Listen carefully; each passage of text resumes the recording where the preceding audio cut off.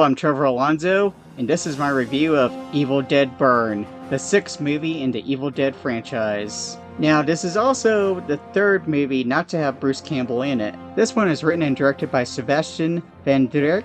I'm sorry if I mispronounced that, it's French. Sam Raimi was a producer on this. It's also the first one not to have any kind of cameo by Bruce Campbell. The sequel/remake had Bruce Campbell at the end and implying that they're going to have a whole crossover. The last one you could hear his voice in the background in one scene. He did say that he does trust Sam Raimi with the property and that he does pick good people to have it in their hands. Now, normally when you think of Evil Dead, you think of isolated people in a cabin in the woods.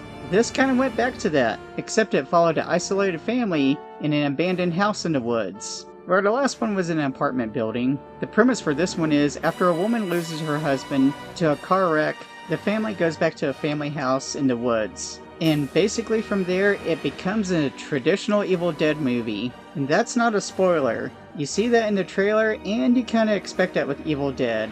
This time around, the Deadites are targeting the family. It becomes very clear early on that they're after one thing. The Deadites are putting this family that's already in emotional distress through the ringer. And this movie does not pull the punches when it comes to it.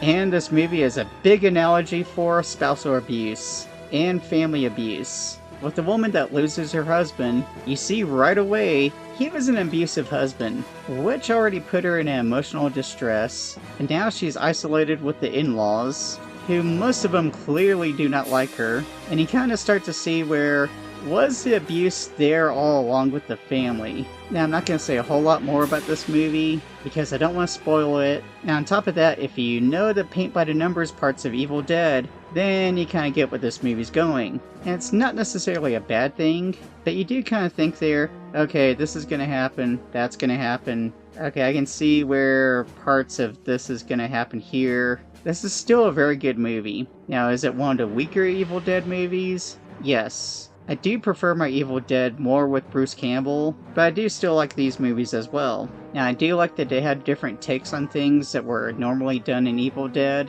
Like, technically, the Book of the Dead isn't in this movie, and that's not a spoiler. There's basically a lot of drawings and notes of the book. I do like that this time around, the person that starts to read it, it seems more like they're possessed and like the evil's trying to make them read it. Unlike in the remake where the book's completely wrapped up in barbed wire and it seems like who would read this? And just like you would expect in an Evil Dead movie, this does get pretty violent and bloody. And at times the dark humor really comes out. You see that with the Deadites basically torturing and manipulating people. Now, I will warn you, there is a scene with the dog that if you're a dog lover, you're gonna hate it, but it doesn't last too long. Okay, again, I do like this. I thought it was gory good fun. Again, I'm a little biased towards the Bruce Campbell Evil Dead movies. I do give this 6.5 weed whackers. They use like a bladed weed whacker in this, or maybe it's more like a tree trimmer. I know it might be a cliche to use a chainsaw in these movies, but come on!